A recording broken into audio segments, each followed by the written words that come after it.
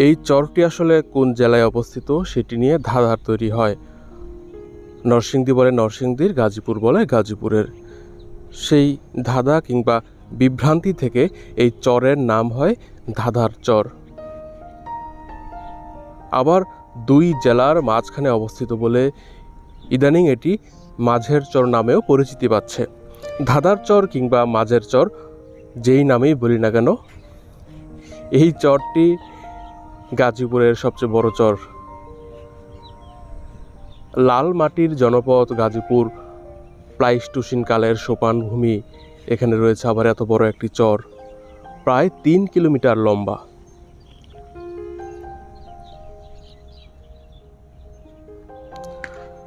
লাখপুর বাজারে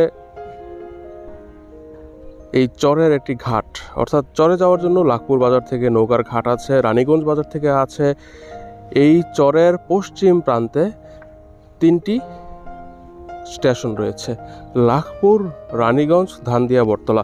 কাপাসিয়ার সন্মানে ইউনিয়নের আড়াল বাজার থেকে 3.5 কিলোমিটার দক্ষিণে ধানদিয়া, বটতলা, সেখান থেকে এই চরে যেতে পারেন।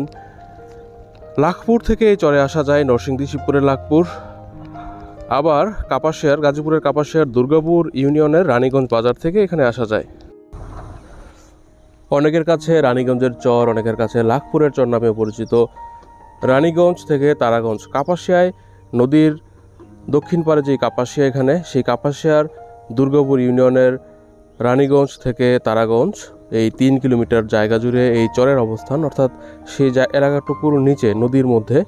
প্রশাসনিকভাবে এটি গাজীপুর জেলার কাপাসিয়া থানার অন্তর্গত, যদিও ভৌগোলিকভাবে গাজীপুর এবং নরসিংদী এই দুই জেলার ঠিক মধ্যেখানে এই চরের অবস্থান।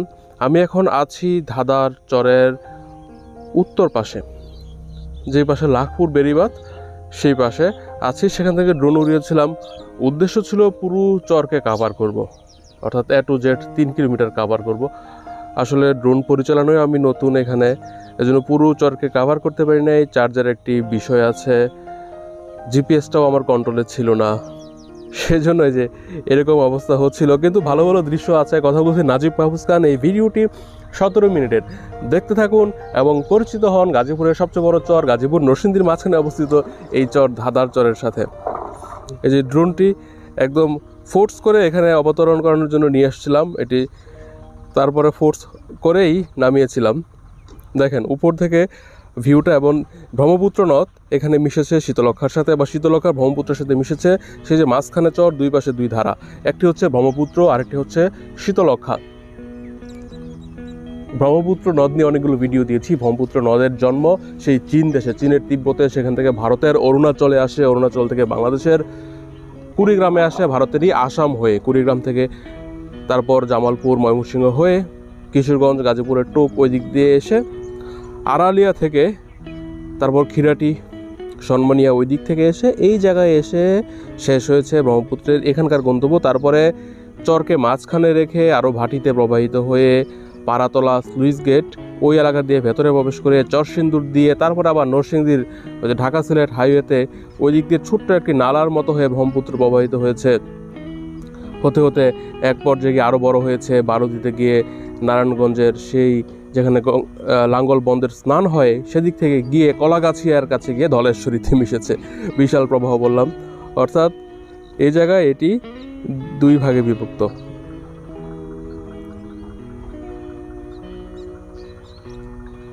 শীতলক্ষা নদীর পানি কিন্তু একটু ভিন্ন, রংটা শীতকালে যখন পানি কম থাকে তখন নীলচে দেখায়। শীতলক্ষার নামকরণ করা হয়েছে শীতল লক্ষা। মূলত এখান থেকে লক্ষা মানে লাক্ষা নদীর উৎপত্তি। তার আগ পর্যন্ত নদীর নাম বানার ব্রহ্মপুত্রের সাথে মিশে তারপর লাক্ষার উৎপত্তি ঘটিয়েছে। নৌযানগুলো দেখেন, আকাশ থেকে নৌযানের ভিউ।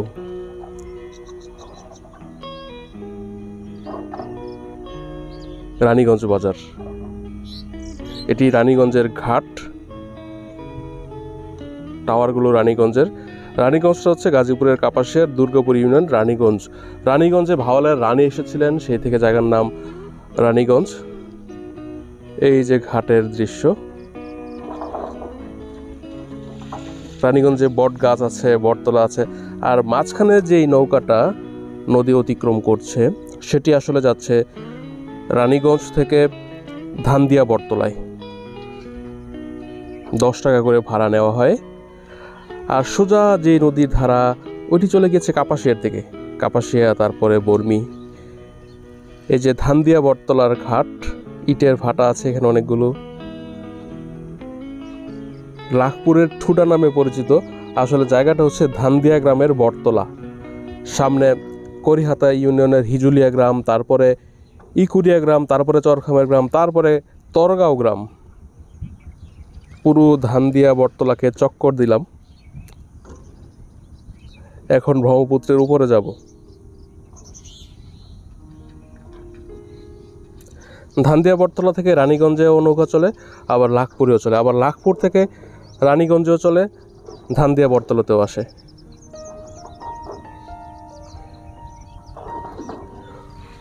মূলত বানার নদী অফিসিয়ালি এখানে এসে শেষ হয়েছে এখানেই, তারপর এই জায়গাতেই ব্রহ্মপুত্রের সাথে মিশে তারপরে শীতলক্ষা হয়েছে।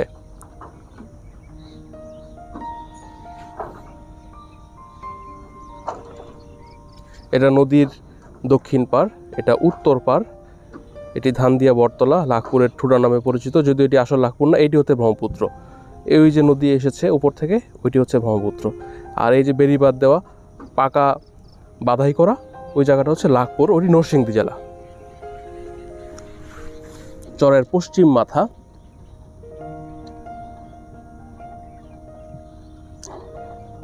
আমার মাথার উপরে ড্রোন, বেড়িবাঁধে আছি। বর্ষাকালে অনেকে এই বেড়িবাঁধে ঘুরতে আসে। মূলত ধাঁধার চরের একটি ছোট্ট অংশ এই ভিডিওতে আপনাদের সাথে শেয়ার করতে পারছি। ধাঁধার চরের পশ্চিম পাশ, পশ্চিম প্রান্ত, রানীগঞ্জ, লাখপুর, ধানদিয়া বটতলা, এগুলো সম্পর্কে প্রাথমিক একটি আইডিয়া হচ্ছে এই 17 মিনিটের ভিডিওতে। তবে এই ভিডিওর শেষের দিকে ড্রোন ভিউ থাকছে না, সেখানে ধানদিয়া বটতলা থেকে লাখপুরের চরে যে গিয়েছিলাম, সেই চর থেকে হেঁটে হেঁটে পুরো চর ঘুরে চরের গাছপালা ইত্যাদি সব কিছু আপনাদের মাঝে তুলে ধরেছি। আমাদের বাড়ি থেকে 7-8 কিলোমিটার দূরে অবস্থিত হলো এই চরে।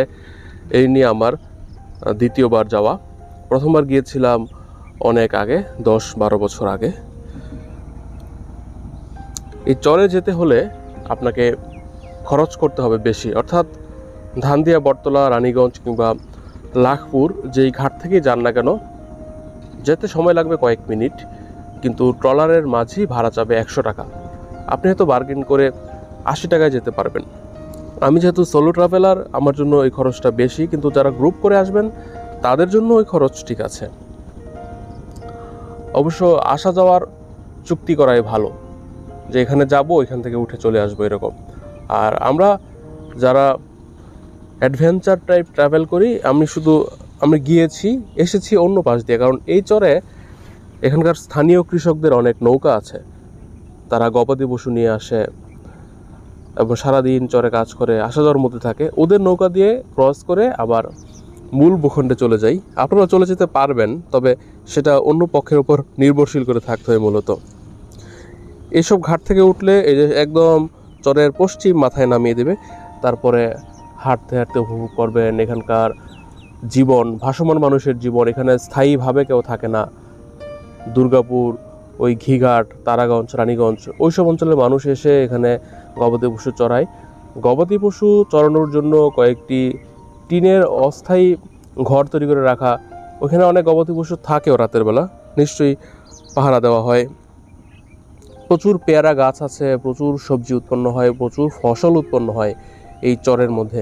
একটা সময় অনেক মারামারি হতো এই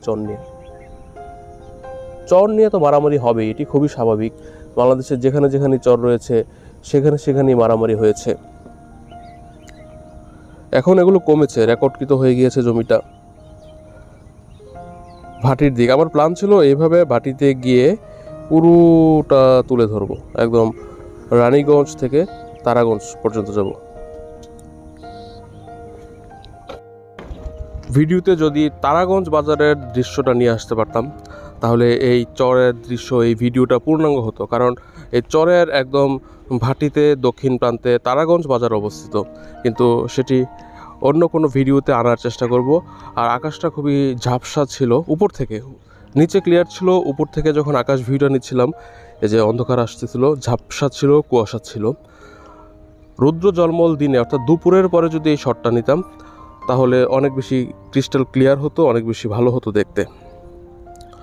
সেজন্য সেই রুদ্রোজ্জ্বল সময়ে চরের দৃশ্য কেমন সেটার জন্য তো আরও ভিডিও করতেই হয়। আর প্ল্যান থাকবে নেক্সটে যে চরের এই মাথা টু ও মাথা ড্রোন ভিউর মাধ্যমে, ড্রোন ছুটে যাচ্ছে, নিচের দৃশ্যগুলো কেমন সেরকম কোনো দৃশ্য ফুটিয়ে তোলার। আজকের ভিডিওতে সেটি সম্ভব হচ্ছে না। কথা বলছি নাজিব মাহফুজ খান। প্রতিদিন রাত 9টায় আমার এই ইউটিউব চ্যানেলে ছোট বড় বিভিন্ন ধরনের ভিডিও আপলোড হচ্ছে।